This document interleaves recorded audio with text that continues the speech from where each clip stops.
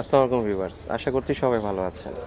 আজকে চলে আসলাম গাবতলী গরুর হাটে আপনাদের হচ্ছে ইন্ডিয়ান জাতের একটা মহিষ দেখানোর জন্য, এবং এটার প্রাইস কীরকম হবে, আইসকিং প্রাইস কীরকম হবে এবং লাইভ ওয়েটটা কত হবে একটা ধারণা দেওয়ানোর জন্য হচ্ছে এই ভিডিওটা করা। ঠিক আছে, তো চলুন শুরু করি।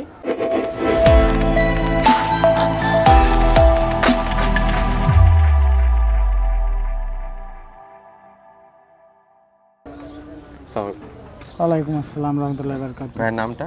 মোহাম্মদ জাফর শেখ। জাফর শেখ। জি এটা কি আপনার মহিষ? জি, এখানে এই ডুগারই মহিষ। এটা হচ্ছে অপু মহাজন, এই ডুগার মহাজন। নাম কি? ওনার নাম অপু। অপু? হ্যাঁ, সবাই জানে অপু মহাজন। ওনার অনেক অপু চ্যানেলের নাম আছে। ঠিক আছে, আপনি হচ্ছে ফেসবুকে আছে, জি। আপনি হচ্ছে এই ইন্টারনেটে আছে। ঠিক আছে, জি। অনলাইনে আছে।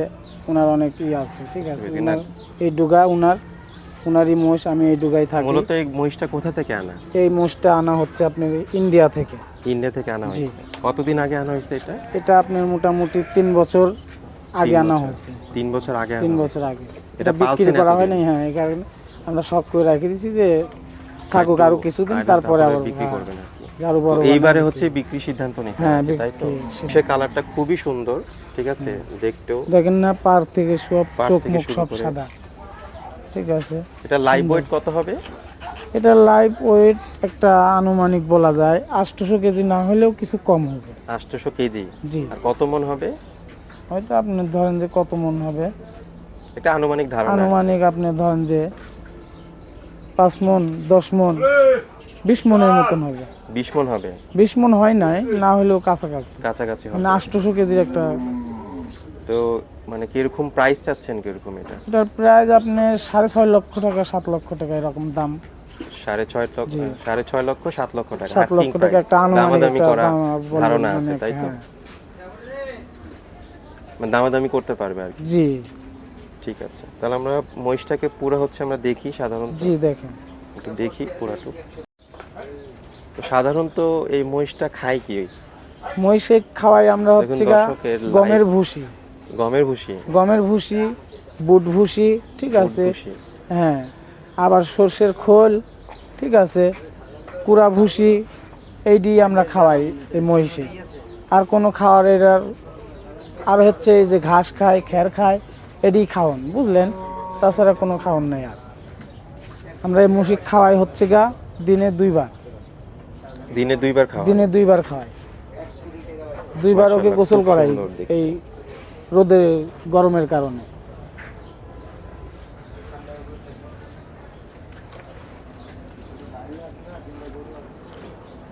দেখেন ভালো করে, সুন্দর করে দেখেন।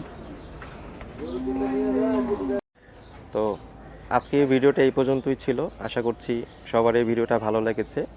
যাদের এই ভিডিওটা ভালো লেগেছে এবং কোরবানি হাট নিয়ে গরু দেখতে এবং হাট ভিডিও দেখতে ভালোবাসেন, তারা অবশ্যই চ্যানেলগুলো সাবস্ক্রাইব করবেন। বিশেষ করে আছে যারা ছোট বন্ধুরা, তাদের জন্যই হচ্ছে এই ভিডিওটা মেক করা।